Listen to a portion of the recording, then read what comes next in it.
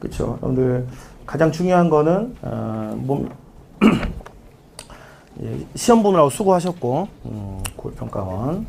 아무튼 가장 중요한 거는 이거 자료, 자, 그냥 나눠드린 거, 요걸 봅니다. 그걸 보시면, 앞에 이제 쭉 시험지 나오고, 제가 이제 설명하고 싶은 거를, 다 거기다가 제가 필기로 다 적어놨어요. 왜냐면, 다 적어드리면 시간이 많이 걸리고, 또 전달이 잘 안 될 수도 있으니까. 그래서 주요 문항들에 대해서 필요한 것들 다 적어놨고, 맨 마지막 장에 보면 그 정답률이 나옵니다. 그래서 그런 거 참고하시면서, 시험에 대한 피드백을 꼭 정확하게 해주시기 바랍니다. 그렇죠? 아무튼 제일 중요한 건 제가 이제 1페이지에 써놨듯이, 흥분하면 안 돼. 잘 본 친구들은 축하드리고, 여러분들 그동안의 어떤 노력이 이제 결과로 나타난 거 아니냐. 그지? 이제 교만해지면 안 되고, 국어는 됐다. 그지? 탐구의 매진. 막 이러면, 수능에서는 또 반대의 결과가 나와요. 자, 그러면 안 되고.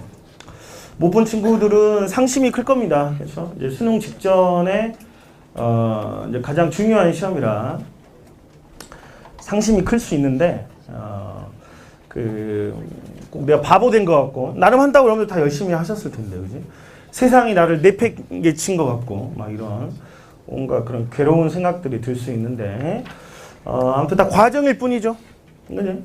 예전에 어떤 노래 보면, 다 인생이 한 점일 뿐이다. 뭐 이런 말들, 이제 들은 적이 있는데, 다 점일 뿐이죠. 여러분들 지금 3월 교육청이나 6월 평가원 생각해봐. 그 당시로서는 막 또 엄청난 심리적 충격과 이런 게 있었겠지만, 지금 생각해보면, 또 그땐 그랬지만은 생각이 들지 않아?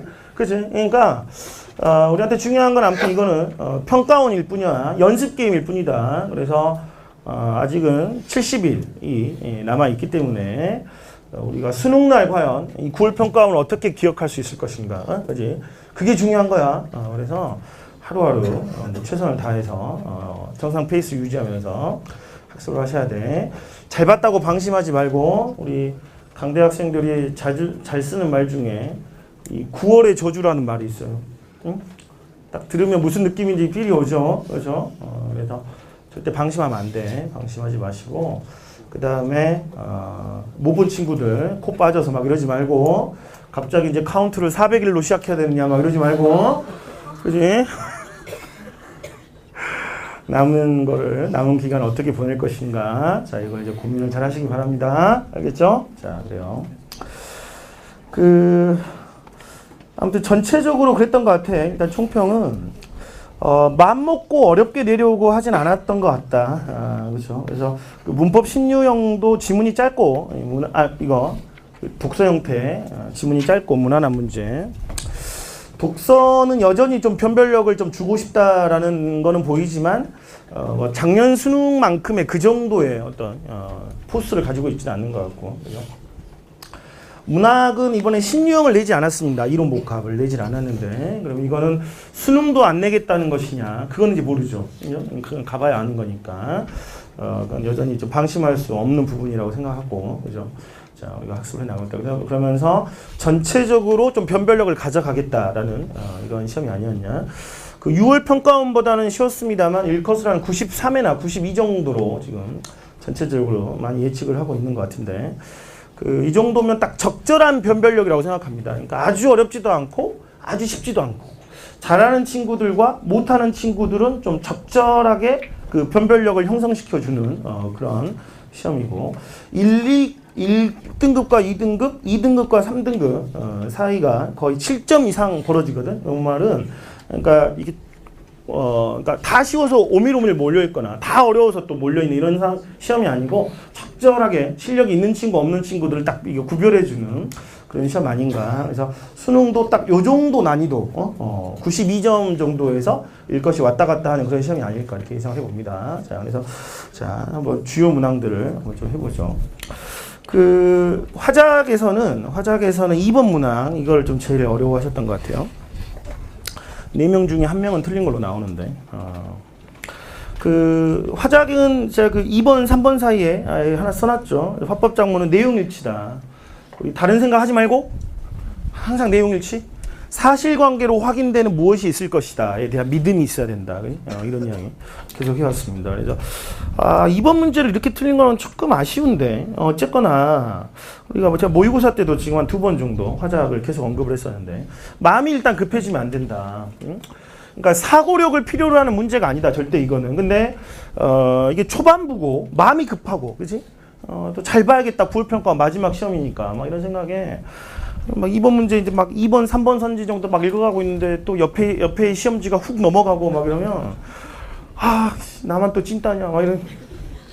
일단 빨리 고르자 막. 그럼 망하는 거야. 그래서 화작은 시간 단축을 하려고 하면 안 돼. 그러니까 정확하게 빨리 풀려고 노력은 하는데 너무 마음이 앞서면 분명히 실수하게 돼 있다고. 그러니까 이것도 제가 여러 번 말씀드렸죠. 그러니까 지문을 읽을 때 너무 정독하진 않되 좀 크게 나눠야 된다. 그러니까 두 번째 단락에 제가 아예 쪼개놨잖아. 그러니까 전과 후를 비교를 하고 있기 때문에 그러면 세세한 건 기억하지 못하더라도 여러분 딱 읽고 났을 때 전과 후는 구별이 딱 돼 있어야 되는 거야. 그러니까 전의 내용, 후의 내용이 필요할 때 얼마나 빨리 돌아가서 딱 그 부분을 정확하게 찾을 수 있느냐. 그런 감각이거든. 그러면 이번 문제에서 1, 2, 3, 4 선지가 좀 애매했다 하더라도 이번에 5번 선지가 이 당인데 당이 그럼 의무적으로 추가됐느냐? 이걸 절대 외우지는 못한다니까. 그렇다 하더라도 두 번째 단락 그러나를 기준으로 전 부분으로 돌아가서 당류라는 게 여기 있네. 이전과 변함없구나라는 멘트를 누가 얼마나 빨리 돌아가서 정확하게 찾느냐? 이게 어떤 화작에서는 하나의 관건이 되는 거야. 그죠? 그래서 마음이 급해지는 문제 이런 것들이 사실 중요한데 차근차근 하시고 지문은 크게 목차 나누듯이 키워드 이런 것들의 흔적을 남기시고, 그죠? 문제가 물어보면 그때 가서 찾는다. 지문과 문제의 비중에서 문제의 비중이 시간의 비중이 높을 수밖에 없다. 이런 것들 다시 한번 우리한테 교훈을 주는 그런 문항 아닌가? 알겠어요? 3번은 추가 설명인데 말이 추가 설명이 내용일치죠. 이미 언급한 내용에 대해서 추가 설명을 하지 않는다. 그렇게 보시면 되겠어요. 그럼 나머지는 무난했던 것 같고 4, 5, 6, 7번은 네 문항짜리를 또 출제했네요. 그럼 이거는 수능도 이렇게 아마 가겠다는 거겠지. 6월 9월을 둘 다 이렇게 됐으니까. 근데 재밌는 점은 4, 5, 6, 7을 냈는데 6월 달은 이 두 개를 묶어서 묻는 문제를 출제를 했습니다만 요번에는 따로 놀아요. 가가 나나 이렇게 둘 다. 그래서 이게 쉽게 내려고 이런 건지 출제자들의 어떤 능력이 부족했던 건지 그건 잘 모르겠는데 그렇잖아. 묶었으면 좀 공통 문제를 하나 정도 내주는 게 맞았을 것 같은데 이거 되게 의아하게 생각했습니다. 전 처음에 6번 문제가 두 개를 섞어서 물어볼 줄 알았는데 아니더라고. 그래서 뭐 타입은 신선했지만 아무튼 내용일치, 뭔가 확인되는 뭐 이런 거 그러면 크게 어렵진 않았을 것 같아요. 10번까지 이제 쭉 넘어가시고 그다음 문법인데 참 아무튼 뒤에 이제 독서랑 문학도 그렇습니다만 아무튼 참 평가한 문제는 이렇게 풀고 저도 해설을 해보면 정말 참 아름답다 이런 생각이 들어요. 그러니까 뭔가 어떤 상투적인 문제들도 막 있어. 풀어보면 그냥 뻔한 거 막 이런 것들도 있는 속에 맞다. 딱 문제를 딱 처음 보면 애들 엄청 낚이겠구나 하는 생각이 딱 드는 그런 또 문항들이 있는데 11번 처음 보고 딱 그 생각했죠. 이 개 살구 또 학생들 파닥파닥 낚여오는 소리가 들리는 거. 그지? 여러분들 그게 있어요. 제가 문학식 유형에서도 그런 이야기를 했는데 그러니까 작년 6월 평가원은 11, 12번을 처음 내면서 중세 국어를 던졌기 때문에 충격이 어마어마했죠. 나올지도 예상을 못하고 있었는데 지문 형태로 문법 문제를 내고 더구나 중세 국어를 줘버리니까 충격이 어마어마했는데 현대국어 내용이거든. 읽어보면 별로 어렵지도 않아. 그죠? 뭐 인공위성 두 개를 합쳤구나. 이걸 누가 틀려, 그지? 근데 주의할 점은 뭐야? 급하게 읽으면 안 돼. 왜냐면 이걸 베이스로 뭔가 문제가 나올 거기 때문에 급해지면 안 된다. 그러니까 차근차근 읽어야 돼. 그러면 보기는 11, 12번의 보기는 사실 크게 두 개를 이야기하고 있어요. 그러니까 합성명사는 명사다라는 걸 설명해주고 있고 그 다음에 두 번째 이제 파트가 어디 있습니까? 기억 밑줄이 있는 부분에 명사가 아닌 품사들로만 이루어진 것도 있다. 그지? 그래서 일단 12번을 먼저 해보면 명사가 아닌 품사들로만 12번 밑에 제가 해놨는데 이것도 좀 틀렸는데 아쉬워요. 그러니까 1번 선지가 잘하다 못하다 말하자면 요 말에서 잘못을 이제 붙인 건데 둘 다 부사 이게 판단이 안 됐다 하더라도 2, 3, 4, 5에서 명사 하나를 못 찾았을까? 둘 다 명사가 아니어야 되니까 하나만 골라내면 끝나는 거 아니야, 그지? 근데 아마 그 2번 선지 것 이런 거, 의존 명사 이런 데 대한 판단이 좀 애매했을 것 같고, 그 3번 선지 사이 이런 말들, 그지? 그래서 이런 게 조금 어려웠던 친구들은 아무튼 문법에 대한 조금 기본적인 사항들, 품사에 대한 기본적인 지식 이런 거 좀 다시 한번 체크해봐야 되지 않을까. 11번, 와 이게 여러분들 보니까 정답률 30%대고 재밌는 거는 4번 선지에 대한 오답률이 거의 60%에 육박해요. 그러니까 2번, 4번 외에 다른 거 쓴 친구들은 아예 논의에 끼지도 못하고, 그죠? 이거는 그냥 벽보고 2시간 반성하는 거고, 이제 2번하고 4번이 이제 문제가 되는데, 정답인 2번을 3명 중에 1명 쓰고 거의 2명이 4번을 썼어요. 왜? 개살구라는 말을 딱 봤을 때, 아, 도그 살구, 그지? 아, 그래. 그럴 수 있지. 그럴 수 있어. 그럴 수 있는데. 그러니까 지문에서는 분명히 명사 조합이라고 했거든. 명사 조합. 그럼 여기서 걔가 과연 진짜 도그냐를 한 번은 생각을 해봤어야지, 이게. 도그 살구냐, 그죠? 이게 접사와 이제 명사의 구별 이런 걸 물어본 건데, 아, 이건 좀 아쉽다. 우리가 막 이런 말 하잖아. 야, 너 개소리 하지 마, 이럴 때. 이 개소리가 진짜 도그 사운드야? 친구가 막 멍멍 이래요? 아니죠. 쓸데없는 소리, 질이 떨어지는 소리, 뭐 알맹이 없는 소리 이런 말이죠. 개멋 부리지 마라. 그래요. 그럼 친구가 무슨 막 개처럼 이렇게 막 이게 뭘 뼈다귀 물고 나타나고 막 이래? 아니잖아 이거. 그죠? 개간지 이런 말. 근데 개간지는 이건 좀 다른가? 요거랑? 야, 너 개간지 난다. 그러면 이건 좋은 뜻인가? 그래, 어쨌거나 그 이건 가로로 묶읍시다. 자, 근데 봐봐. 이 접사의 어떤 쓰임. 조금 여러분들이 경솔하지 않았나 하는 생각. 이런 것들. 그러니까, 개라는 말만 딱 보고, 그리고 딱 감각적으로도 개라는 말 뒤에만 줄임표를 붙여놨잖아. 그죠? 이런 거를 좀 한 번쯤은, 왜 얘만 붙여놨을까? 이런 생각을 한 번만 좀, 해봤다면, 그죠? 다른 거는 안 했는데, 그치? 비분냉면 이런 건 안 붙여놨는데, 왜 얘는 붙였을까? 이런 거. 이런 게 이제 우리가 아까 그 입실 5분 전에 해봤던 플랜 B. 그러니까 참 세세하게 잘 읽어야 된다. 이런 것들. 뭔가, 왜? 뭐지? 이런 어떤 의문점 하나, 이런 것들이 그 답을 가르는 또 어떤 결정적인 기준이 될 수 있는 거니까, 그지? 그렇죠. 그래서 이거 좀 아쉬웠던 그 문학 신유형, 독서 신유형 이런 것들이 의외로 쉬운 어떤 지문들을 줬을 때 너무 이런 걸 막 정신없이 읽어버리면 안 돼. 그래서 정확하게 얘가 뭘 말하려고 하는가 이런 것들 주목하셨어야 됐고, 개살구가 개가 명사인가? 도그인가? 라는 생각을 한 번만 냉정하게 딱 해봤다면 좀 그런데 라는 생각을 쉽게 할 수 있었을 부분이었는데 너무 좀 급했어. 전체적으로 보고 이런 지점 따져볼 필요가 있지 않겠냐. 그리고 이 개살구가 또 우리한테 주는 또 교훈은 뭐냐면, 요게 예전에 사용된 적이 있는 단어죠. 평가원 문법 문제에서 제가 그 상반기 문법론 기본 강좌할 때 사이시옷에서 저 말이 나온 적이 있습니다. 그래서 개살구에서 그래서 요거 정도는 조금 눈여겨 봐둬야겠다. 개가 접사로 사용된 거. 그래서 제가 그때도 똑같은 설명했어요. 개간지 요거 설명하면서 요거 왜냐면 그 재활용하는 빈도가 상당히 높아요. 평가원이. 그래서 예전에 막 깍두기 이런 말들은 그 시방문제 보기 없이 출제했을 때도 예전에 썼던 말들이야. 그거를 막 2번, 3번 내는 걸 좋아하거든. 그래서 우리가 그 문풀 지금 문법 완전정 뭐 이거 하고 있는데 거기에 그 한번 그 스페셜이 있습니다. 기출에서 다시 나올 법한 문항들 이런 거. 그래서 그때 하게 되는데 요거 그래서 개살구 이제 뭐 다시 나오진 않겠습니다만 나중에 제가 그런 거 막 언급하면 조금 잘 기억해 두시면 좋아요. 왜냐하면 한번 썼던 단어들을 다시 쓰는 경우들이 꽤 있기 때문에. 그래서 공부 부탁드리고. 자, 그 다음 14번 봐봐. 아무튼 11번은 플랜 B. 조금 더 세세하게, 그리고 지문을 쉽다고 해서 막 달려버리면 안 된다.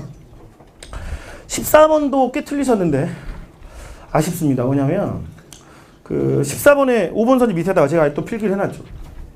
두 가지 풀이를 해볼 수 있는데, 뭐냐면, 일단 첫 번째. 과연 현대국어에서 열애 뵙고를 높임을 말해봐라. 그럼 우리 뭐라고 대답해야 되지? 그지? 열애를 뵙고 라고 하면 무슨 높임이에요? 미음처럼 듣는 이를 높이는 상대 높임인가?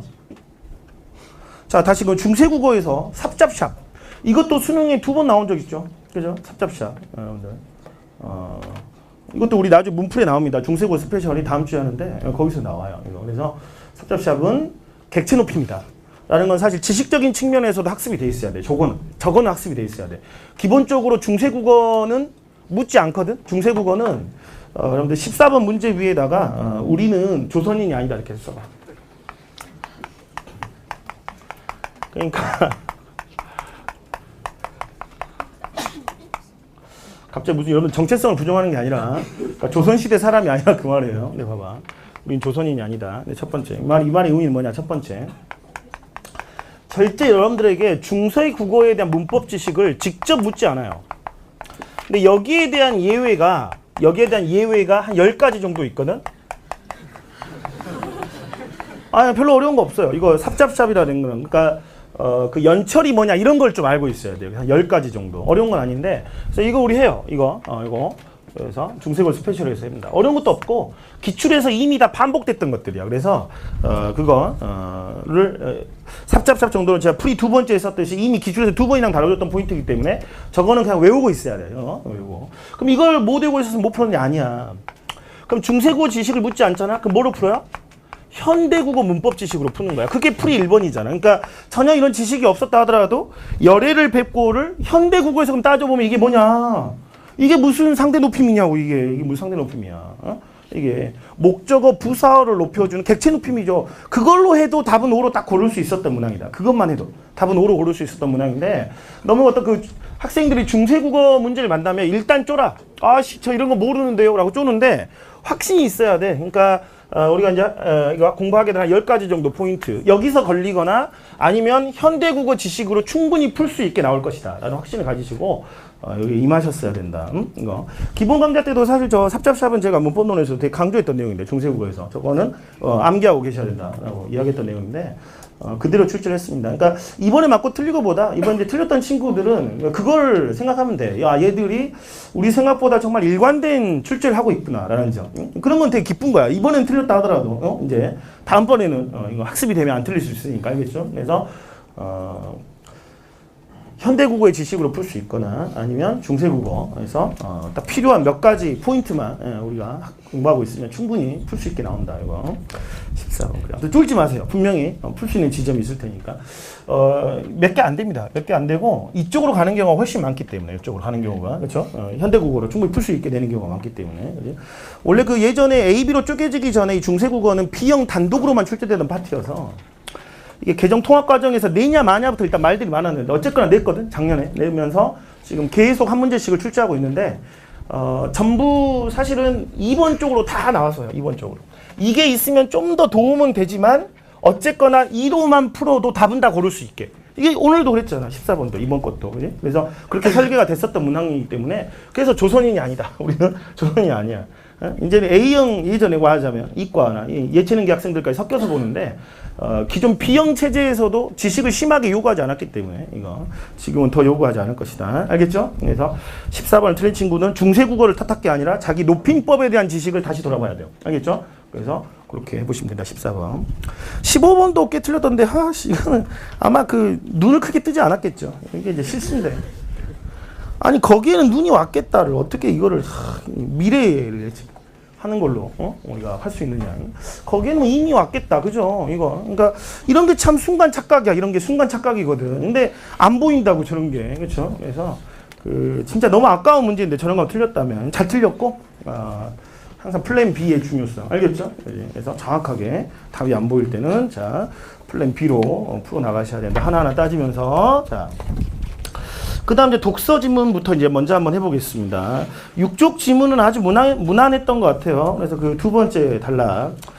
그래서 그 팝아트와 하이퍼 리얼리즘 이 두 개를 비교하는데 조금 뭐 까다로울 수는 있다고 생각합니다만 워낙 여러분들 잘 푸셨습니다. 그래서 하면 되겠고 그 특징적인 점은 이번에도 6문제, 5문제, 4문제로 독서를 출제했는데 세 지문을 원래 4문제짜리에서는 작년 6월부터 어휘 문제를 내지 않았는데 이번에는 어휘 문제를 끼워서 4문제를 냈거든. 그리고 그 5문제짜리를 내용만 5개로 출제를 했어요. 이것도 수능까지 전체적으로는 어휘 문제 2개를 유지를 해줬어요. 15문제에서 2개 유지를 해줬는데 이거는 뭐 어떤 이번에 출제상이 어려운 뭐 이런 문제가 아닐까 이렇게 생각을 하고 뭐 실제 이렇게 나와주면 사실 더 좋은 거니까 이게 생각하시면 되겠고 6쪽은 패스. 자, 그 다음 넘겨보세요. 그 다음 독서 지문이 10조. 아, 이 완전 여러분들 초토화된 지문이죠.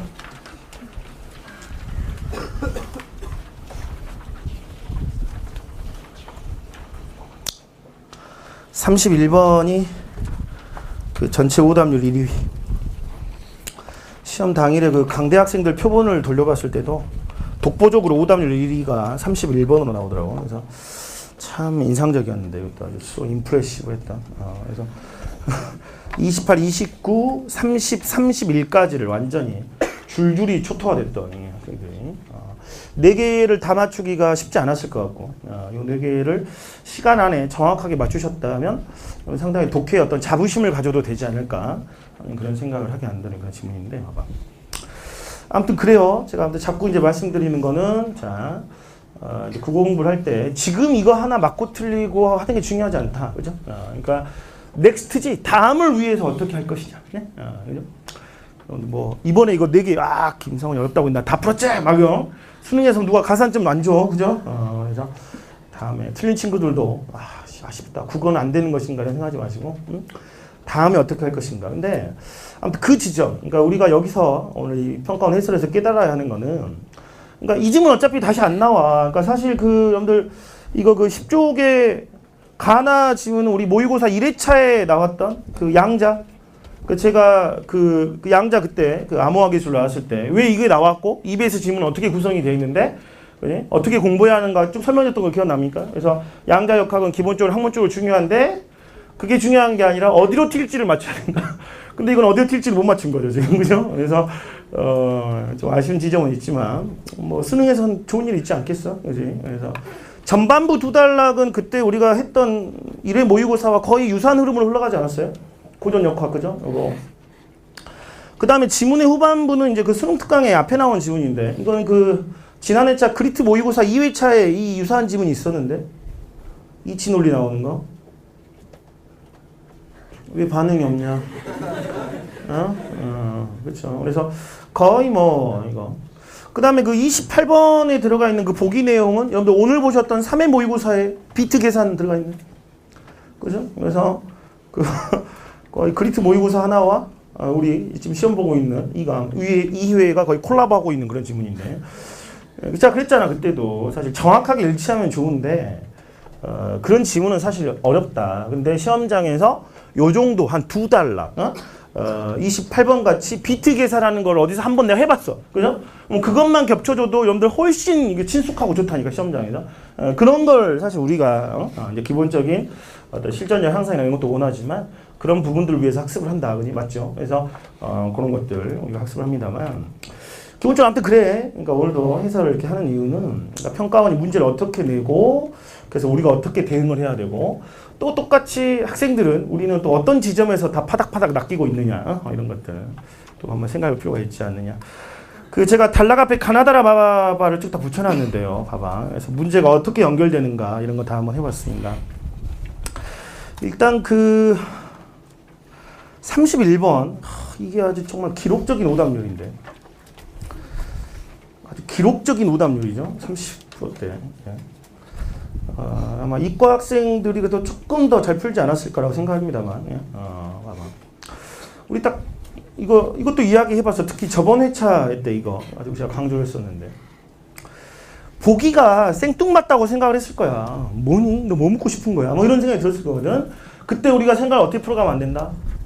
보기를 쥐어짜지 말고, 그죠? 뭐라도 하나 걸려봐라. 생각을 깊고 꼼꼼하게 해보겠습니다. 이러지 마라 그랬죠. 그죠? 지문과의 연관성. 우리 누굴 잊어서는 안 된다. 그래, 지연이를 잊어서는 안 된다. 보기가 생뚱맞고 낯설 경우에 보기 자체에 함몰돼서는 안 되고 이 보기를 통해서 무슨 말을 하고 싶을까? 그러면 보기 자체에 집중하지 마시고 지문을 다시 생각해 봐야 된다. 그 지문에서 뭐가 있었지를 생각한 다음 다시 연관성을 생각해야 돼. 근데 학생들은 보기에서 헤매다가 끝나버린단 말이야. 근데 이 보기는 너무 친절한 거 아닌가? 아니, 30번 보기. A는 고전 논리, B는 LP. 그럼 딱 양자역학이잖아. 그죠? 근데 갑자기 전자, 반질, 5cm, 팽이 뭐야? 막 이런 생각이 들거든? 근데 이게 첫 번째, 두 번째 가나달락에 가보면 제가 다 동그라미 세모쳐놔서 만들어놨잖아, 이거. 고전역학, 양자역학, 그 다음에 고전 양자가 거시 미시 세계랑 연결되지 않아요? 그쵸? 그러니까 첫 번째 단락에서 고전역학, 그 다음에 양자역학, 이항대립이죠. 그죠? 여기 두 번째 단락에 가게 되면 거시, 그 다음 미시. 그지? 그래서 두 번째 단락에서 이걸 예로 들어주잖아. 거시는 팽이, 미시는 전자. 그죠? 다 알잖아. 근데 어떻게 한다고 그랬어? 이 지문 남아있는 걸 다 읽고 27, 28, 29, 30번 문제까지 풀다 보면 31번 문제에 도달했을 때 이미 이 내용은 머릿속에서 다 사라져버려. 이미 다 사라져버린다. 그래서 뭐 하라고? 흔적을 남겨자. 흔적을 남겨야 된다. 읽고 나서. 지금은 그래서 개별 단락에 대한 독해와 전체적인 흐름의 어떤 독해를 분명히 나눠서 하셔야 되고, 그죠? 읽는 순간에는 당연히 이런 걸 캐치를 하겠지만 31번 문제 저 보기를 봤을 때 과연 이 생각이 얼마나 빨리 떠오르느냐는 여러분 반성해봐야 된다니까. 이거. 그죠? 그럼 여기까지만 딱 가면 제가 31번 문제 딱 정리해놨듯이 기억 니은은 미시 세계에 대한 거고 디귿 리을은 뭐예요? 거시 세계에 대한 거거든. 이게 팽이니까. 그러면 반지름 5cm 팽이는 고전, 전자는 미시 양자역학을 이야기하는 거다. 그러면 제가 3번하고 5번 선지 연결해서 판단하면 쉽다 이렇게 했는데, 그러니까 디귿 리을은 거시 세계이기 때문에 여기에 대해서는 견해 대립이 없는 거야. 그러니까 미시 세계로 들어갔을 때 양자역학에 대해서 어떤 차이점이 나오는 거지. 거시 세계 자체에 대해서는 3번 선지처럼 모두 동의해. 모두 동의한다. 맞는 선지잖아 이게. 이건 거시니까. 근데 리을 달리 서로 주장이 달라지지 않는다가 지금 이 문항의 포인트거든. 맞아요, 여러분들? 그러니까 아쉬워. 요게. 그러니까 두 가지가 문제지 않았을까? 일단 이항 대립이라는 아주 기본적인 포인트. 참 첫 번째, 두 번째 단락 읽을 때 막 이거 쓰면서 좀 정리해라 그러면 아마 문제 풀기 전에 뭘 귀찮게 저런 거 하라고요. 아마 여러분도 그러실 텐데 31번을 왜 틀리냔 말이지. 왜 틀리냐. 세상 이 간단한 걸 물어봤는데. 그죠? 그러니까 일단 그 지문과의 연관성이라는 요 포인트 하나, 요 포인트. 그죠? 그 다음에 매번 어떤 이야기했던 그런 지점이죠. 일단 과연 여러분들이 집요히 젖는가는 지점. 여기까지 정확하게 딱 집어냈어야 되고 팽이 전자, 그죠? 이거 차이가 여기까지 딱 들어가거든. 그래서 여기까지 정확하게 집어냈었어야 됐고, 시간을 써라 그랬잖아. 반드시 물어보고. 요즘 단락은 개별 단락 안에서 별거 아닌 것처럼 하고 넘어가는 이야기가 중요하다 그랬잖아. 이거 몇 주 동안 강조했죠 제가, 그죠? 요게 최근 지문의 어떤 하나의 핵심이다. 이것도 지금 딱 정확하게 이거 보여주고 있잖아. 두 번째 단락에서 별거 아닌 듯이 샥 이야기하고 넘어가면서 그대로 나오잖아. 문제가 탁 나와버리면 기억이 안 나. 이게 봤었는지도 모른다. 이게 그러니까 집요해져야 된다. 특히 그 개별 단락. 그리고 두 번째 단락 간 연결으로 나왔을 때도 당연히 중요하지만 개별 단락, 한 단락 안에서 나왔을 때를 특히 조심하셔야 되고, 이 개별 단락 안에서 나왔을 때는 흔적, 나중에 찾기 위한, 기억이 안 나니까 나중에 딱 봤을 때 고전, 양자, 거시, 미시, 맞다, 팽이, 전자 딱 있었지. 이게 얼마나 한 번에 딱 직관적으로 먼저 빨리 떠오르냐. 이런 게 여러분들 시험장에서 승부를 가는 거라니까.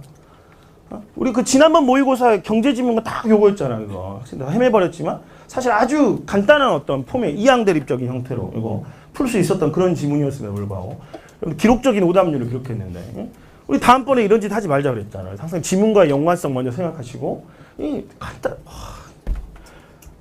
잘 틀렸어. 잘 틀렸고. 그러니까 제가 똑같은 이야기 계속 하고 있잖아요. 지금 거의 수업을 이제 좀 늦게 들어오신 친구, 기존부터 계속 듣던 친구들 계실 텐데, 제가 매주 똑같은 소리 하잖아요. 거의 매주 똑같은. 놀랍게도 매주 똑같은 소리를 하게 만들어 또 이게 문제가. 그죠? 그러니까 그게 잘 안 된다니까 사실. 그러니까 자꾸 그런 것들을 의식적으로 노력하셔야 되고, 국어라는 과목 자체가 사실 이제 이렇게 딱 알고 나면 당연한데, 그 순간에는 안 되거든. 그 순간에는. 그죠? 위에 30번도 그래. 위에 30번도 마지막 단락에서 나왔어. 마지막 단락. 근데 봐라.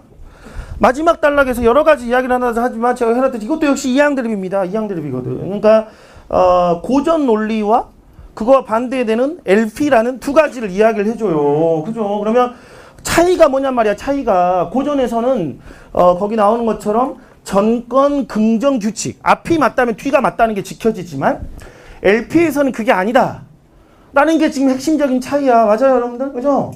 이것도 한 단락 안에서 이루어지고 있는 거야. 한 단락 안에서. 이게 쉽지 않다고. 일단 집요하게 읽으셔야 되고, 이런 차이점들을 딱 명확하게 클리어하게 딱 정리를 해놔야 돼.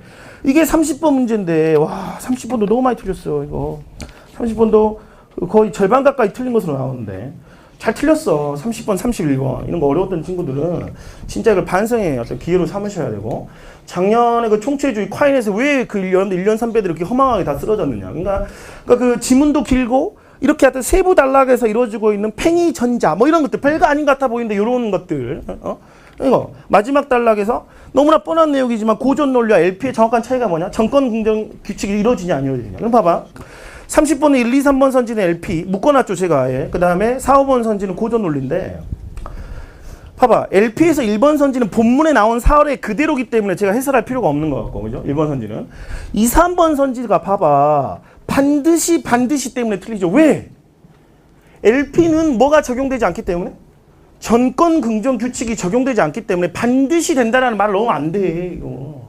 아주 쉽게 지울 수 있는 선지예요. 이거. 뭐 철학적 논의 이런 거 다 개소리고 그냥 차이점이 전권 긍정의 규칙이 적용되지 않는다기 때문에 반드시라는 말 다 지워버리면 돼. 그러면 아주 간단하게 지워지는 선지야. 이거. 응? 근데 막 이런 거 갖고 막 혼자 또 막 명제하고 안 돼. 알겠어? 이거? 그럼 4, 5번 선지는 정권 긍정이 지켜져야 돼. 그래서 답이 5번인 거예요. 이게 그냥 아주 심플한 문항이야. 평가원은 아마 이 데이터를 보고 상당히 놀랐을 거야. 학생들이 무슨 생각을 하는 걸까? 출제자에 대한 예의일까? 그죠? 너무 쉽게 풀어버리면 문제의 가치가 떨어지니까 나라도 틀려주자. 이런 살찐성인의 자세인가? 응? 아 그래 봐봐.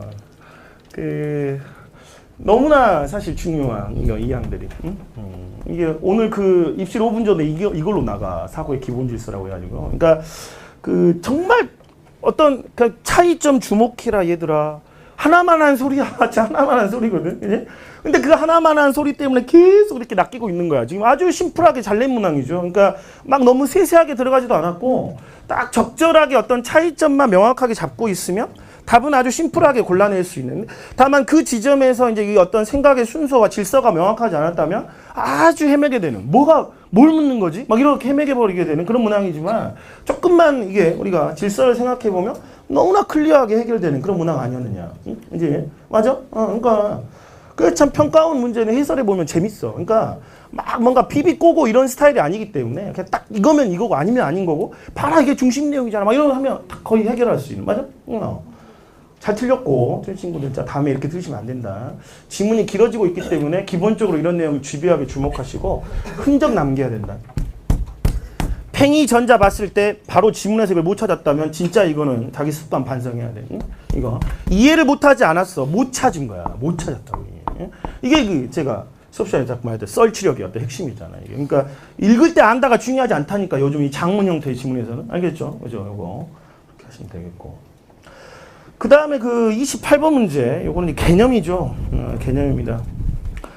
오늘 우리 모의고사에 비트 계산하는 거 나왔는데, 아쉽네. 적중일 1번 했는데.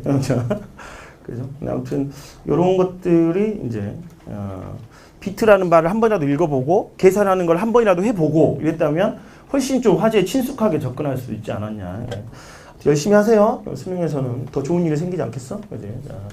해보시고 요거는 그 위에 써놨듯이 개념, 비트라는 개념 이런 것들 지문하고 살짝 따로 놀죠. 지문하고 살짝 따로 놀고 그때 우리 1회차 때는 양자 암호화 기술로 지문이 흘러갔는데 이거는 양자 컴퓨터 예, 거기서도 이제 양자 컴퓨터의 발달로 뭐 이런 말들이 나왔는데 그러니까 토픽까지 일치를 시켰는데 어디로 튈지를 정확하게 맞추지는 못했다. 어쨌거나 그래서 하시면 되겠고 그 제가 거기에다가 어떻게 해야 맞는 선지가 되는지를 써놨으니까 개념 확인하시면서 이렇게 보시면 되겠고 그 다음 29번 제가 별표 쳐놨는데 이것도 잘 만든 문제죠.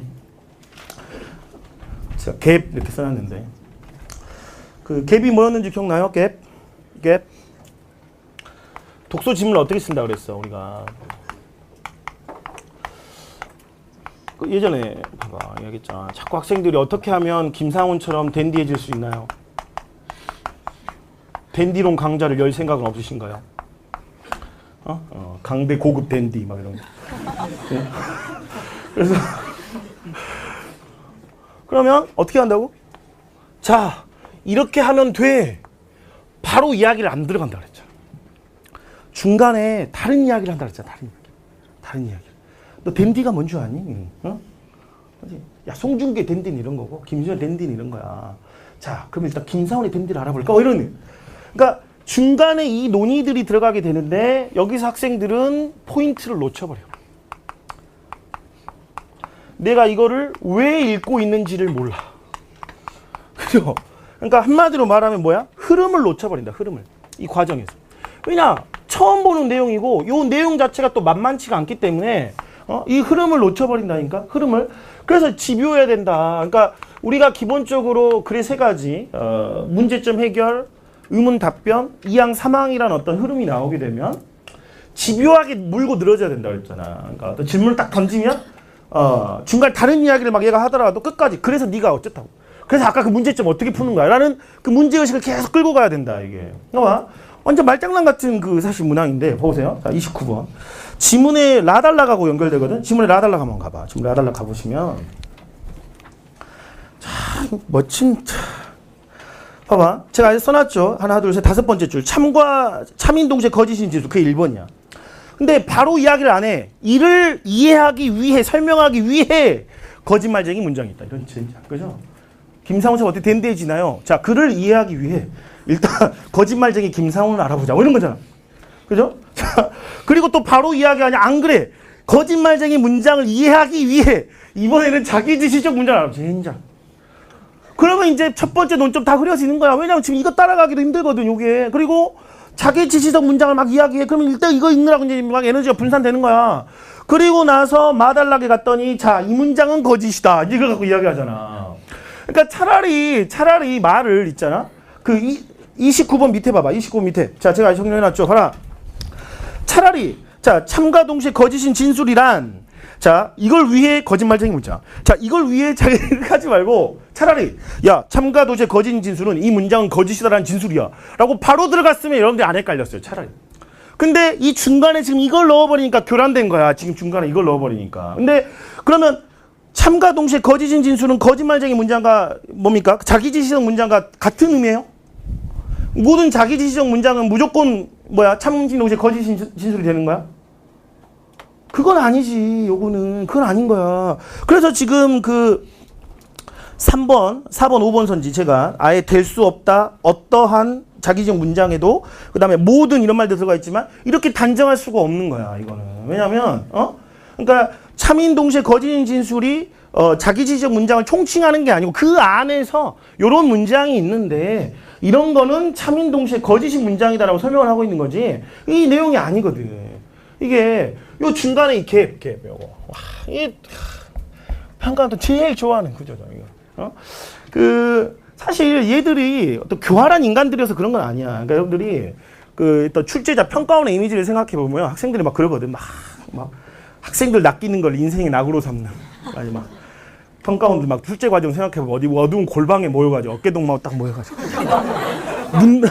눈도 막 이렇게 세모로 찢어져 있어. 그래갖고 이렇게 하면 다 낚이겠군 막 낄낄낄 막 이러면서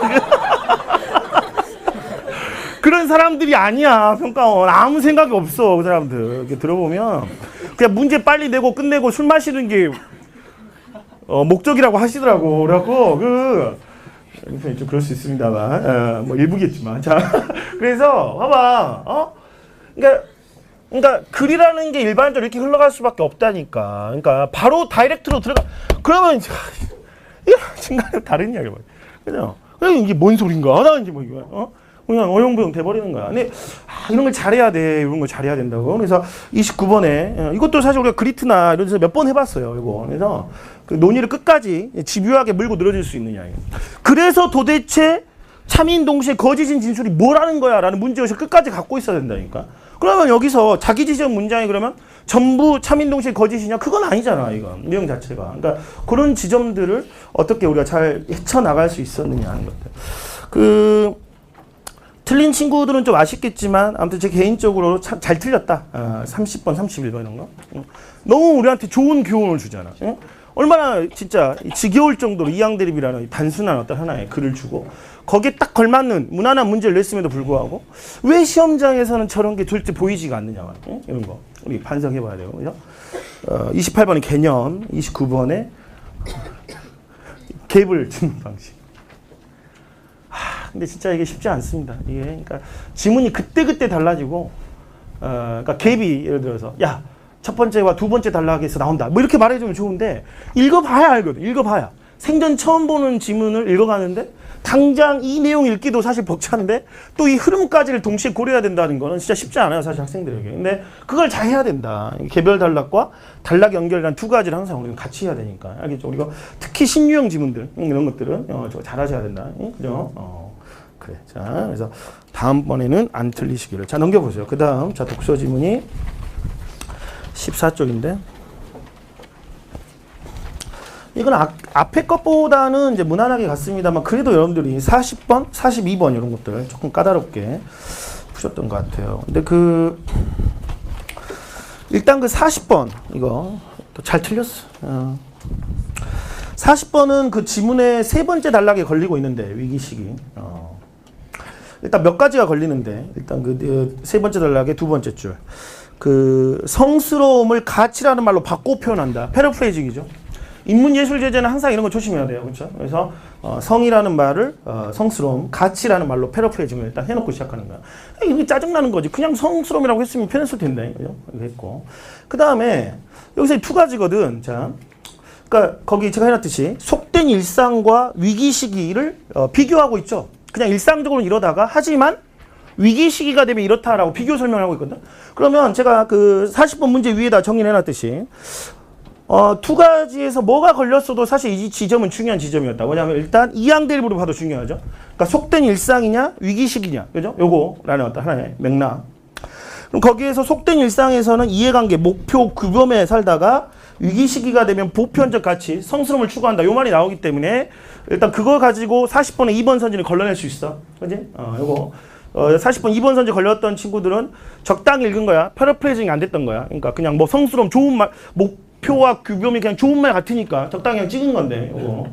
조심해야 되고. 그 다음 문제점이나 해결로 봐도 되죠. 그러니까 위기 시기가 됐다. 문제점이잖아. 이걸 어떻게 해결하느냐?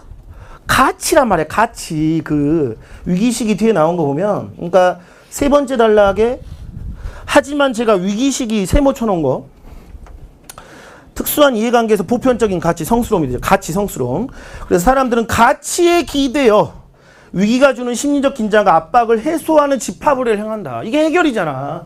위기 시기가 오면 집합 의뢰라는 해결책을 쓴다는 건데, 그게 40번에 저기 뭐예요? 그 5번 선지, 사람들이 평상시 추구하던 삶의 도덕적 의미를 상실한다라고 했습니다만, 그죠? 이 도덕적 의미를 상실한다. 저기 그 어디인가요? 위에서 네 번째 줄, 니은 밑줄에서 세 줄 밑으로 그 도덕적 의미가 뿌리부터 뒤흔들리는 요 말. 그래서 가치가 흔들리는 거 아닌가요?라고 했지만 위기 시기에는 흔들리는 건 맞지만 이거를 극복해내거든. 가치로 극복을 해내기 때문에 요거 해결책의 관점에서 봤을 때 40번의 5번 선지처럼 말할 수 없다. 오히려 사람들 위기 시기가 되면 이걸 통해서 극복한다고 했기 때문에. 그러니까 이항대립적인 요소로 봐도 됐었고, 속된 일상과 위기 시기라는 거를, 아니면 문제점과 해결로 접근해서도 뭘로 보더라도 해결할 수 있었던 그런 내용이 아닌가. 맞아요, 여러분들? 그렇죠? 그래서 항상 사고를 단순하게, 그리고 힘드시면 약간 끼워 맞춘다. 항상 이런 느낌. 이거. 그다음 봐봐. 42번. 2번 선지가 워낙 그 선명한 답이었기 때문에 크게 어렵진 않았을 것 같은데, 그 42번 1번 선지. 한정되어 있다는 말이 그 보기의 마지막 두 줄에서 서울에 가서라는 말, 요 말 때문에 순간적으로 걸릴 수는 있는데, 이것도 여러분들 플랜 B죠. 그죠? 그러니까 서울이란 말이 등장은 했지만 과연 이 말이 그러면 미장센을 확장시키는 것이냐? 지문으로 가봐. 그러니까 14쪽 맨 밑에 동선을 짜서 공연을 무대 위에 올리는 미장센. 무대 위에.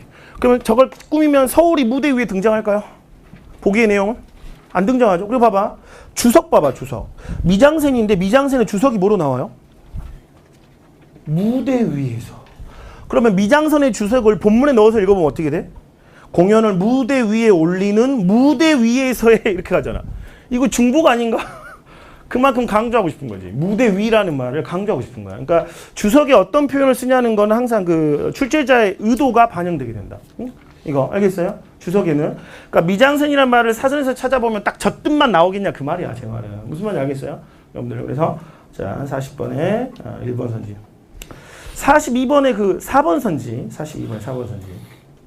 이게 조금 문제가 될 수 있는데, 그 상징적 생산수단과 사회적 권력인데, 14쪽 오른쪽 위로 가보시면 두 번째 줄에 사회적 생산수단, 전파한다, 방송국. 이건 중앙언론. 이거는 쉽게 잡을 수 있어, 중앙언론. 근데 봐봐.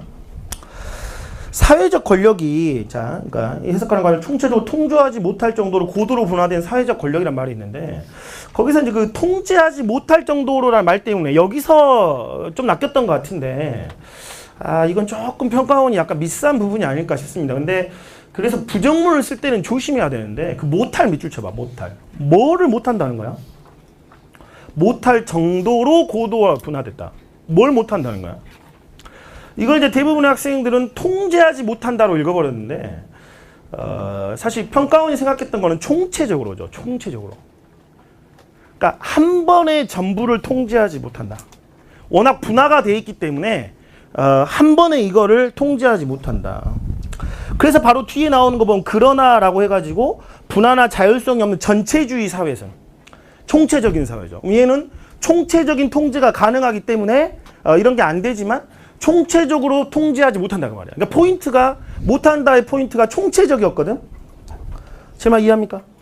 이해해요? 그러니까 뒤에 왜 전체주의를 써줬느냐와 비교를 해보면 돼. 비교를 해보면 총체적을 사실 부정하고 싶었던 건데 이게 그 순간에 학생들한테 정확하게 들어오지가 않았던 것 같아. 그리고 조금 오해할 소지가 있었던 것 같아. 아무리 평가한 문제지만 40번 4번을 약간 그런 생각으로 고르셨으면 그건 조금 불운했다 이렇게 생각하세요. 불운했다 이렇게 생각하시고 사람이 되다 보니까 그러니까 맞아, 표현은 맞고 뭐 아마 이의제기 해봤자 먹히진 않을 거야. 근데 왜냐면 뒤에 비교 개념을 확실히 넣어줬기 때문에 총체, 전체주의, 그러니까 전체주의에서는 안 된다. 근데 총체적으로 통제하지 못하는 사회에서는 이루어진다라는 게 딱 비교로 들어갔기 때문에 아마 해도 CR도 안 먹히고 답변도 안 할 거야 아마. 근데 조금 이거는 좀 아쉽다.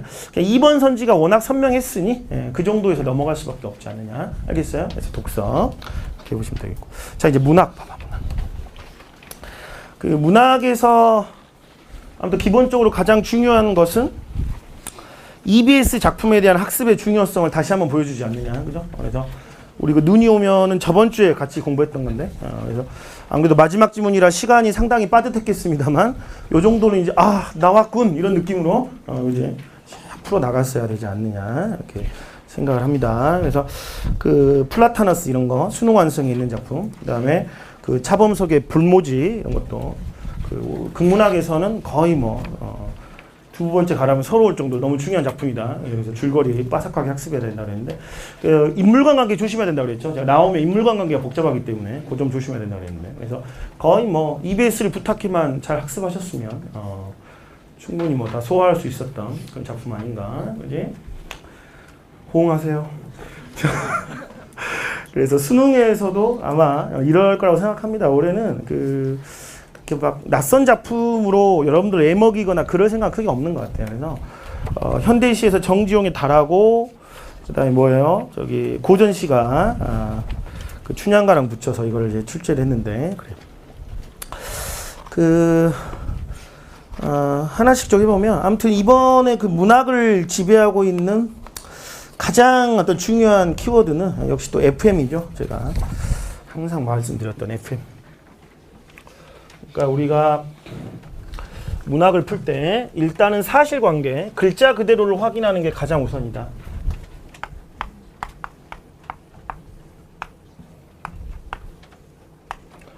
그죠? 사실관계. 팩트, 미닝이라는 이 순서를 정확하게 지켜야 하는 거예요. 요거. 13쪽에 33번 이거 한번 봐볼까? 문학에서는 여러분들 가장 많이 틀리셨던 문학입니다. 33번. 일단 좀 새로웠다는 게 조금 여러분들 부담스러웠을 수 있었을 것 같고, 어쨌거나 제가 신유형은 고정되지 않았기 때문에 어떤 형태로 나올지 모른다. 근데 고전소설과 고전시가를 융합하는 형태는 또 사실 처음 시도된 거니까. 자, 근데 봐봐. 33번. 이제 두 가지를 우리가 생각해 볼 수 있는데, 일단 첫 번째. 답이 일단 4번인데 거기 고사 동그라미 쳐보세요, 고사. 이거 제가 이제 그 위에다 써놨는데 김상훈 잘났다 이렇게. 자 이제 문학론 기본 강좌, 그다음에 그리트 할 때도 이거 있어요. 창선감이록에서 그 고전 시가와 고전 소설에서 고사는 절대 출제 항목이 될 수 없다. 그러니까 이런 내용을 묻지 않을 것이고, 만약 고사와 관련된 어떤 내용이 나오면 정 못 고르겠으면 일단 지문을 읽을 때도 고사가 애매하면 화이트로 지워버려라. 그런 이야기 했었죠? 그지? 화이트로 지워버려. 전혀 문제 푸는데 지장 없다. 문제 푸는데 지장 없다고 지워버렸는데 선생님 나왔는데요? 그럼 그냥 저걸 답으로 찍어야지. 그럼 맞았잖아. 평가원 문제잖아. 제가 후행적으로 이제 봐라 이러고 나서 이야기한 게 제가 이미 겨울방학 때부터 이 고사는 절대 출제 항목이 될 수 없기 때문에, 그지? 알려고 고민할 필요도 없고, 이제 주석이나 보기가 자세하게 나오면 물어볼 가능성은 있지만, 굳이 그렇게 할 이유는 없을 것 같다. 그래서, 고사라는 점. 그래서, 정확히 제가 이야기했던 대로 그대로 나왔네. 그래서 김상훈은 잘났다. 그죠? 이게 아무나 할 수 없는 거야, 이게. 딱 그 어떤 흐름과, 그 어떤 학교 교육이 요구하고 있는 것들, 그 다음에 출제를 어떻게 하는가에 대한 완벽한 이해가 있어야 되기 때문에. 이런 말 섣불리 했다가, 안 되면 어떻게 해, 그지? 근데 고사는 기본적으로 묻지 않는다, 이거. 좋아, 일단, 그러면 그것만 갖고 무조건 찍어야 되느냐? 그건 아니죠. 제가 2번 써놨잖아. 우리가 주목해야 되는 건 평가원 출제의 어떤 일관성. 그러니까 뭐냐면, 이런 게 1년마다 한 번씩 나오잖아. 그럼 여러분들이 잘 기억할 거야. 근데 제가 이거 때 문학론에서도 고전을 주의할 점 8가지, 그리트에서 이거 이야기할 때 이게 한 4년 요 정도마다 한 번씩 나와. 3, 4년마다. 그러니까 학생들이 막 기억하고 있다가도 그럼 또 안 나오거든. 잊어버려. 김상훈 뭐 쓸데없이 저렇게 자세하게 가르치나. 잊어버리지만 또 결정적인 순간에 이렇게 딱 등장을 하는 거야, 이게. 그래서 여러분들 힘들게 하는 건데, 아무튼 이번에도 되게 일관성 있는 출제를 했다. 어떤 고사라는 지점을 묻지 않는다는 지점은 이게 어떤 답을 결정하는 결정적인 요소는 아니다. 이제 이것 때문에 맞고 틀리고를 결정하는 그런 요소는 아니다라는 점은 일관된 출제가 아니었느냐. 그리고 제가 12쪽 지문 위에다 써놨는데, 고전 소설의 가장 기본 출제 방식은 뭐예요? 내용 일치죠. 내용 일치. 그러니까 1, 2, 3, 5번 선지를 제가 그 12쪽 지문에다 다 밑줄 쳐서 옆에다 써놨어요. 이게 어디에서 걸리느냐 다 써놨는데, 쪼잔해. 근데 고전소설은 이게 심해요. 고전소설은 이게 심하기 때문에 여러분들이 하나하나 다 찾아야 돼. 근데 힘들었겠지만, 그리고 어려웠을 수도 있겠지만, 그래도 우리가 기억해야 되는 거는, 얘들이 기본적인 출제 방향을 바꾸진 않았다. 응? 그러니까 고전소설이라면 처음부터 마음의 준비를 하시고, 특히 첫 번째 문제는 시간을 많이 까먹을 수 있어. 저걸 하나 찾아야 되기 때문에. 근데 4번이 영 그랬다면 1, 2, 3, 5를 찾았으면 4번을 그냥 써야 돼요. 왜냐면 1, 2, 3, 5가 워낙 정확하기 때문에. 맞아? 그래서 고전의 기본적인 출제 방식, 내용 일치라는 점, 이거 주목하셔야 되고, 4번 선지를 골랐다. 이건 아마도 내년 플랜 B에 들어가지 않을까 싶은데, 선지를 그치. 일단 고사라는 점도 문제가 됐지만, 고사가 무슨 내용이야? 지문에서 마지막 부분에 있는 게 진시황이 분서 책을 다 태워버렸는데 그거랑 춘향이랑 상관이 있어요? 항우가 이거 힘이 셌던 장수를 이야기하는데, 그러니까 이런 사람들이 왜 진시황이 이별이라는 글자를 안 태워버렸느냐? 진짜로 진시황이 이별이라는 글자를 태워버리려고 그랬어요? 항우가 와서 막 철퇴를 휘두르면서 이별이라는 글자 깨버리겠다 그랬어? 그 고사를 자기 입맛에 맞게 지금 어떻게든 아전인수격으로 갖다 붙이는 거지. 무슨 자기 상황이 역사적 사건과 관련이 돼요. 말도 안 되는 소리죠, 이거는. 고사를 완전히 오독하고 있는 건데, 이거. 그래서 33번에 4번, 또 세세한 독해가 좀 아쉬웠고, 어쨌거나 내용일치적으로 정확한 판단이 필요했던 그런 내용 아니었느냐. 맞아요? 그죠? 자, 그런 점들. 그 다음 봐봐. 37번. 이것도 많이 틀렸는데, 답이 이제 5번인데, 봐라. 5번에서, 자, 37번 5번 선지에서 연속되지 않은, 거기다 X 쳐봐. 연속되지 않은, 거기다 X 한번 쳐보세요.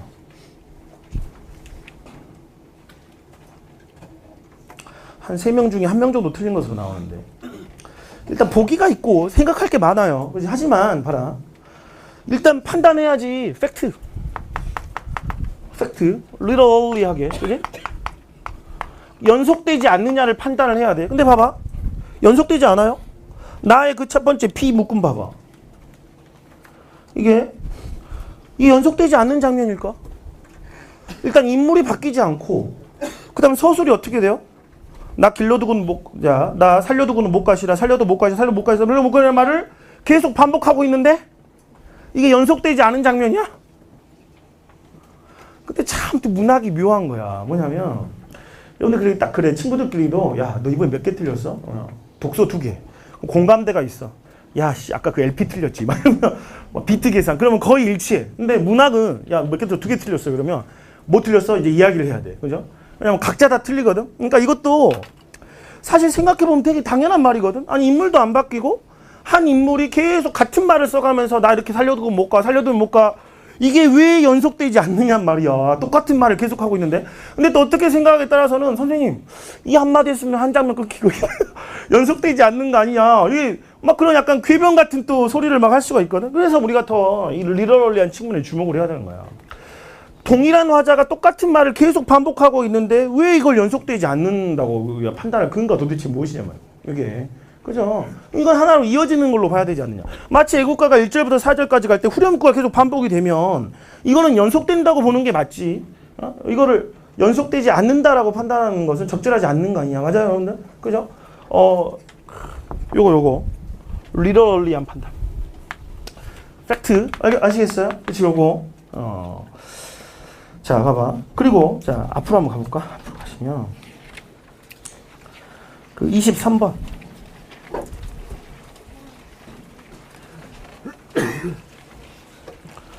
일단 그 답이 이제 5번인데 요것도 그래요. 제가 우리 문학론이나 그 그리트 할 때도 극문학은 오히려 그 팩트를 체크하는 첫 번째 문항이 가장 난해할 수 있다. 그래서 5번 선지. 그래서 인물이 누가 나왔느냐, 사건의 선후 관계, 그다음 배경 이런 것들, 시간 공간 이런 게 사실 어렵다고 그랬는데 그 5번 선지의 실제 지명의 노출, 종로가 딱 한 번 나오거든. 그지? 아, 쪼잔한 거 아닌가요? 쪼잔할 수 있지만 그건 네 생각이고 어쨌건 나오잖아. 그죠? 그럼 일단 골라야 되는 거지, 이거. 그지? 그래서 또 팩트 체크, 극문학 첫 번째 문항은 이게 사실 어렵다고 그랬죠. 조심해야 된다. 근데 그 1, 2번 선지가 조금 여러분들 난해했던 것 같아요. 1번 선지. 언어 유희. 이게 뭘 의도했는지를 잘 모르겠는데 그 여러분들 8쪽의 오른쪽 단의 중약 그 다음 부분을 보시면 250만 환이라고요? 그런 당치도 않는 거짓말은 공동묘지를 하시오. 그죠? 완전 아버지야. 너 빨리 그냥 가라 막 이거죠? 그지? 그러니까 저걸 언어 유희로 볼 수 있느냐? 저거는 안 되죠. 해학적인 뭐 표현이다라고는 할 수 있어도 언어 유희는 말장난을 쳐야 되니까. 그치? 그건 아니다. 거기서 일단 탈락. 근데 9쪽 위에 보면 요 멘트가 아버지 아니에요 저는이라고 했더니 아니면 껍질이냐? 이랬어요. 거의 김상훈 뭐 평소 개그랑 맞먹는 수준이죠. 그죠? 아버지 아니에요? 그럼 껍질이냐? 아니면 껍질이냐? 안 껍질? 뭐? 약간 그런 식으로 아니냐 껍질이냐. 그죠? 근데 그렇게 본다 하더라도 그 23번의 1번 선지 인물 간 긴장을 고조시키질 않죠. 왜냐면 저 말을 딱 들었을 때 뭐야? 그죠? 그래서 그 언어 유희냐라는 점도 문제가 되겠고 오히려 해학적인 표현으로 긴장을 한번 풀어주는 장면 아닌가요? 그 다음에 그 23번 2번 선지는 장면 전환이 있다 치더라도 각 이 말이 들렸죠. 각. 개별 장면에서 각각의 인물들이 포커스가 돼서 나와야 되는데 첫 장면에서 최노인이라든가 뭐 두 번째 경제를 우길 수는 있다 하더라도 나머지부터는 모든 인물들이 섞여서 등장하기 때문에 각 인물들이라는 말을 쓰기가 적절하지 않다. 이렇게 이제 하시면 되겠습니다. 자, 그 22번. 자, 문학에서 이거 한번 볼까요? 22번에서 보기를 바탕으로 가난을 감상한다고 그랬는데 이거 아마 답은 고르셨어도 조금 여러분들이 조금 어려운 이게 좀 뭔가 고민하게 만드는 그런 선지가 아니었을까 싶은데 아무튼 이것도 원칙은 똑같아. 제가 그 밑에다가 FM 또 써놨죠. 글자에서 뭔가 확연한 근거가 있거나 아니면 의미상으로 반대 이야기를 해야 된다. 이 글자는 작품에 있어도 되고 문제에 있어도 돼. 아무튼 뭔가 이렇게 해석할 만한 어떤 베이스, 글자의 베이스가 있어야 돼. 그 내면과 외부 세계를 잇는다는 말이 사실 너무 모호한 표현이니까. 그지? 아, 뭐지? 영창은 우리 영창 피아노 그 유리창을 말합니다. 그래서 영창 이렇게 이야기를 하게 되는데 아니 왠지 될 것도 같고 그지? 눈에 하나 차는 이런 말이 나오니까. 근데 봐봐 이 비슷한 표현이 자 22번 문제 위에다 아예 써놨죠. 2010년 수능기출 조지훈 승무에서 나온 적이 있어. 봐봐. 그때는 이게 적절한 선지였거든. 그때는 왜 맞다고 처리했느냐. 봐봐. 그냥 딱 보니까 느낌이 달라냐 그게 아니고 자 봐봐 첫 번째 작품이 일단 자, 그 위에 필기 보세요. 세사에 시달려도 번뇌는 별빛이라. 일단 작품이 이렇게 돼 있었는데 그때 보기가 있었는데 보기가 다양한 빛이 등장하여 무녀 외양과 외형물 더 나아가 내면 세계를 비추고 있다라는 보기가 있었어. 빛은 내면 세계를 비추고 있다라는 보기가 있었고 그 다음에 당시 그 수능 선지가 어떻게 나왔냐면 별빛은 무녀의 눈과 연결되어 이 말이 있었어요. 눈과 연결되어 내면 세계를 이어준다. 그러니까 똑같은 표현이라도 그냥 내면 세계를 이어준다가 아니라 눈과 연결되어 눈으로 보고 있다는 거는 그럼 눈으로 보면 눈에서 끝나나요? 들어가겠지. 눈으로 봐서 이렇게 들어갈 거 아니야. 그러니까 그런 점을 이야기를 해줬기 때문에 보기와 선지의 어떤 그 근거가 있었기 때문에 요 당시는 맞는 선지로 처리가 됐지만 이번에 22번 문항은 뜬금없이 그냥 내면과 외부 세계를 잇는다.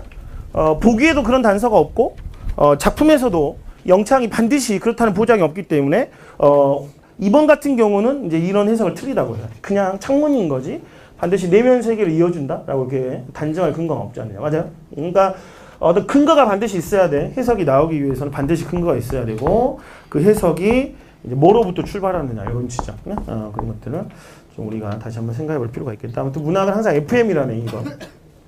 각 장르가 갖는 특징 이런 것들 잘 하시면 좋겠습니다. 그래서 주요 문항을 가지고 한번 해봤는데 그래서 꼭 틀렸던 지점들 이런 거 가서 꼭 복습하셔서 다음번에 틀리지 않게 그렇게 하시면 좋겠습니다. 그래요.